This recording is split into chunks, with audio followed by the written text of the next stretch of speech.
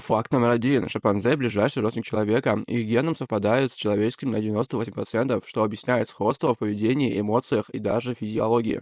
Факт номер два. Шимпанзе умеют использовать орудия. Они применяют камни, палки и другие предметы для охоты на добычу, раскалывания орехов и других задач.